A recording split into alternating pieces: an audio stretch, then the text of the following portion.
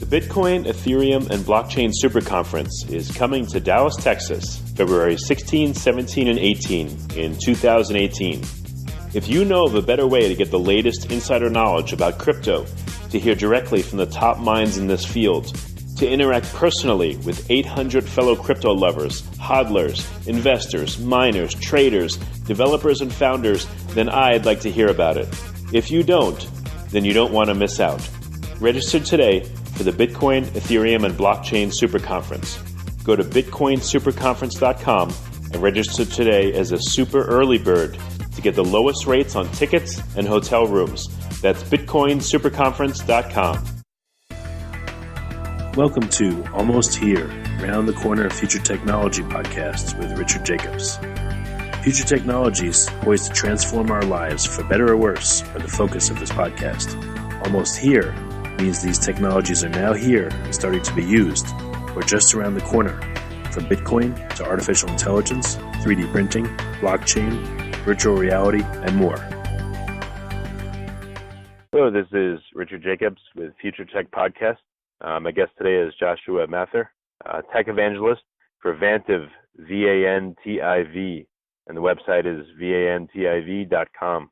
Josh, how you doing? I'm doing well. Thanks for the introduction. Yeah. So, I always start with the basics. Tell the listeners what Vantiv does. So Vantiv is the largest and fastest growing U.S. payment processor in the U.S. We're publicly traded under the stock ticker VNTV, and we're both a card issuer and a merchant acquirer, and we are the number one acquirer in the nation by transaction volume. Do you just do, and the reason I ask this is because I deal so much with Bitcoin in the crypto world. Do you deal just with traditional fiat payments, or do you have any thoughts, or are you working with any crypto, to accept Bitcoin or anything? No, we don't. We've had, conversations around that, and, currently, given all the climate and everything, that's not something that we're focused on. That said, we definitely, have discussed and that part of it and the blockchain side of things, and have our, fingers involved in certain areas of the blockchain and working with different working groups and those types of things. Okay, no problem. So, tell me, so you guys are a large processor. What do you see as the current climate for merchants? Anything that, an individual merchant wouldn't know or that people should be interested in hearing about? What's it like to be on this side of the merchant processing, dealing with fraud, things like that? Yeah, I think that, there's a lot of implications behind everything that merchants have to deal with. And that, that's really kind of our bread and butter, honestly.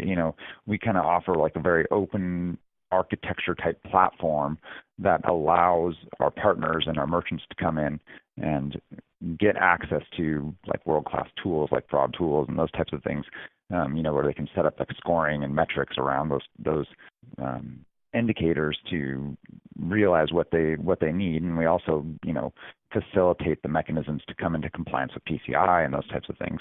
So, if you're talking about the key things that merchants need to know, that probably is the most important thing is the security side of it. So, understanding what their PCI implications are and what they need to do, to protect themselves and their customers from fraud. So what are some recommendations for merchants? Why would they use Vantiv? And I know you guys are the biggest and the baddest, but any particular advantages in working with you among versus other processors? Well, I think one interesting thing that I should point out is that we're pretty new to being the big guy on the block. I kind of have joked around at times. It's sort of like when Apple overtook Microsoft or something, because it's been other processors, which I won't name names here, for quite some time. And I think that there's a reason behind that, and that's because we are relatively agile and we move pretty quickly in a risk and compliance world on the payment side. So we're able to. We also do a lot of merger and acquisition. But we bring that technology in, and we're able to kind of iterate with that and do things perhaps that other people aren't able to.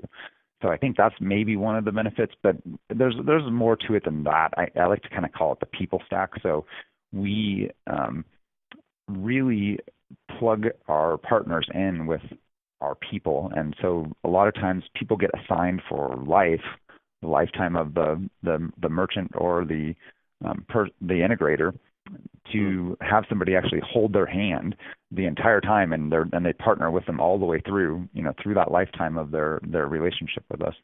So there's that part of it. We also kind of geek out with you. We stay on the cutting edge. We have simulators and certifications that we have built up, and we have a great developer portal called Vantiv One, and that's really what drives all of that. So I think that given that, and then the way that we view the world and bring acquisitions on is kind of the primary benefits. Right. So what are some of the challenges that merchants face, whether they know it or not? I mean, what are the biggest problems they're having today? Well, I mean, I think the first thing that you could point to on that, of course, and it's everybody's favorite cup of tea to talk about is EMV, and why did the chip cards come out? And I think that's the primary, the primary thing that they need to be concerned about, and most of them probably get concerned about, depending on what vertical they're in, is chargebacks, and so that said, that's why chip and pen is there, and so yeah. What is EMV now? What's the acronym mean? EMV is Europay, MasterCard, Visa, and it's actually just a acronym for security. It really just is an indicator of that processing chip technology. Yeah, I've had mine for about, I think, 8 months, and when I go to merchants around town, I live in Texas. Half the time they'll do the chip, and half the time they say they can't do it, and they cover up the receptacle. Any insights onto why some people do that and some people won't take the chip? Is it just that their merchant processor won't allow them to use it, or what's the deal? Yeah, I mean, that's part of it. So the way some of that works is that there's, for example, like if it's an integrated payment system, so they might have a point of sale, and that point of sale processes with a particular processor, and that integrated payment system may not be certified to run with the EMV transactions, and so they don't have it available. So, but the devices that they're shipping are EMV capable, but that the end-to-end certification process hasn't been done yet. Yeah, it seems like the EMV chip would make things a lot safer. At least if again, I know from merchant accounts, if you swipe a transaction versus manually entering it in, it should cost less and it should be safer because the card actually had to be present. So I would think the same thing with the EMV. It makes it a more secure transaction, even more than probably swiping, and maybe a lower rate to be offered. So it's why wouldn't it be everywhere? What's the holdback still? Well, it really is more of a technical limitation of the integrators' capabilities. So as they're moving forward, they have to make the decision, the cost trade-off. Is it a good time for them to roll that out into their systems? And so, some of the integrators, they feel it's not, and then they don't do it. And like I said, that comes back into chargeback liability. And then there's certain verticals, like for example, like the restaurant space, I think, where they don't view chargebacks as a big issue to them. So they don't necessarily pursue that. They don't even pursue it with their integrators. They don't necessarily go back and say, hey, we'd like to get EMV terminals.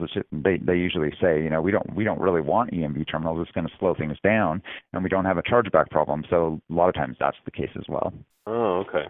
Well, what about for your customers? Do you have EMV available for all of them? Do you encourage them to use it, or is it optional? Yeah, I mean, it's fully encouraged, and we actually were the first. Vantiv was the first to come to market with a certified EMV solution. I believe that was in 2016. And so, yeah, we offer a full range of EMV capabilities across, a large swath of platforms that we offer. We have the capability for merchants and or partners to come in and do direct certifications for EMV. They can also utilize what we call like a semi-integrated type of EMV solution where we've already certified the devices, because the EMV certification process is actually quite long, and so a lot of times that's part of the painful part for the partners as well. So that's why we also offer those semi-integrated solutions. Okay. So and just to be real clear, a chargeback is when someone runs a charge at a merchant and then they dispute it, with the credit card company saying it was either fraud or service was not provided or some other reason, right? Or am I missing something? That's right. No, you're correct. Any insight into how merchants can protect themselves from chargebacks? How can they do things the right way? Any documentation they should keep or not keep? Do you guys have best practices for your merchants? Well, I mean, I don't know if I'm the best person to advise that. I think that generally speaking, they want to work with their partners' capabilities and find out what their PCI implications are. That's generally what's involved there. I mean, if you want to protect yourself from chargebacks, then you want to have an EMV capable device and be utilizing that in the proper way. And I think that beyond that, all we can really say is they need to work with their partner and to realize what their QSA or the PCI implications might be. Yeah, I've heard that sometimes people can have a card reader, so they'll like for instance at a restaurant, a bad employee will have a card reader and they'll swipe someone's card and charge it and then swipe it in the regular terminal. Does EMV stop things like that from happening? Yeah, I mean, you're not, if you have a chipped card, it's supposed to reject the swipe. So there's the rules around that, but so that you should be able to protect that, if you've implemented the EMV process correctly. All right. Any other benefits to working with Vantiv? Any other technology or things that merchants should be aware of that you guys offer that's unique? Well, I mean, I think that we're in kind of a unique situation where we can offer. I'll go back to kind of what I was saying before, which is that we offer solutions like that offer building blocks from the base, so you can come to us and directly connect to us and process incredibly large volumes, or you can be a very small merchant or partner and take on our integrated platforms and do a really lightweight integration that happens really quickly.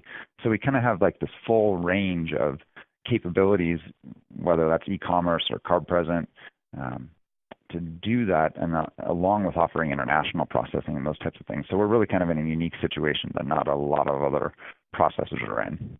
Yeah, what are some of the limitations that other processors seem to have? You said you can handle high volume. Is there a threshold above which a merchant can't work with other processors or other factors? There may be. That's a scalability question in a technical sense for that particular processor, and so there are limitations like that. I've heard of situations where particular processors are not capable of handling the volume loads from particular merchants or partners. Okay, and what's coming in the industry? What do you see as an insider that's changing and happening in addition to the EMV stuff? That's gonna, what are merchants going to see differently in the next few years? Well, I think that what you touched on in the beginning, really, like the fraud and the security, and if we get past EMV, there's a lot of technologies that are leaning towards mobile, like 3D Secure and those things that like Apple Pay and Android Pay, these things that are kind of built around those pieces, NFC, those types of things. So I think, mobile payments are really, and the security around those, and then the analytics and fraud tools that will be built around those. Those are kind of what are coming, in the near to medium term. Do you think credit cards will go away and become part of a phone somehow? You'll have a credit card that's associated with your smartphone? Or do you still think they'll take physical form? I think that's a really good question. And I'll give you my personal answer. No. I don't think they're going to go away. But could they? Yes, they could. I think that, there's a trend towards mobile, and, we see it. We see the growth there. So it does happen. And I think that the younger generations are much more apt to do that. And I think that maybe some of the more interesting parts are the biometric payments, and that might be something that's coming down the line as well, which may eliminate some of the cards, or, it's possible that one thing I kind of had a discussion on with someone the other day was like, if you used your phone to make a payment and they tokenize that payment, and then, we're hearing about like finger-based biometric payments, so you could use two fingers and pay at that point, and they have your card on file, and so you can use that at that merchant from then on. So things like that might come down the road. It's hard to say at this point, but my personal feeling is that actually the card mechanism actually works pretty well. I didn't really think about that too much until the past few years as I started using my mobile phone more for payments, and it's actually quite amazing how well it does work. Yeah, one interesting thing is, what if they shrink the size of cards to like the size of a SIM card, and you work with phone companies and you could plug in your Visa or MasterCard into the phone. It's as small as a SIM, and then it's associated with the phone, and you pay through the phone, but you have a physical card that you can remove from it and transfer to another device. Just a thought. Yeah. And there are some interesting like card-based technologies where they're doing some kind of things like that. Like I can't remember the names of some of them, but there's a few that are doing like even a security piece where the card number changes for like e-commerce transactions and things like that. So there's some interesting things going on in that space, definitely. Oh, which companies or which verticals and size of companies and situations would be a good fit for you guys client-wise, and which wouldn't? I think that generally speaking, we across the board we work with partners and merchants of all different sizes. So we have clients like Target, so like really large retail and e-commerce-based clients like that, all the way down to small like hardware stores that are based in the U.S. and Canada. So it's really, I think if you're looking for a platform that you can grow with, that smaller merchant side, then we have probably the most capable, what we call integrated payments facility and processing capabilities of any processor. And then, like I said, we process for these really large merchants. They work with us directly, and so we, on both ends of the spectrum, we can really touch home and offer what that client needs. Do you work with high-risk clients or high-risk verticals, or no? We have like a compliance team that sorts that out for like different MCC codes. So it really depends. It's those types of things are taken on a case-by-case basis by our risk team and evaluated. Okay, very good. And how can interested parties find out more about Vantiv and perhaps apply for a merchant account?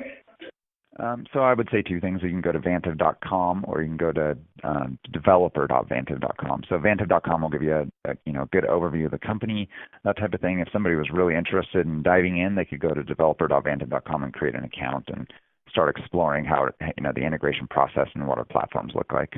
All right, very good. Well, Josh, I appreciate you coming on, and it's vantiv.com. Josh, thank you so much.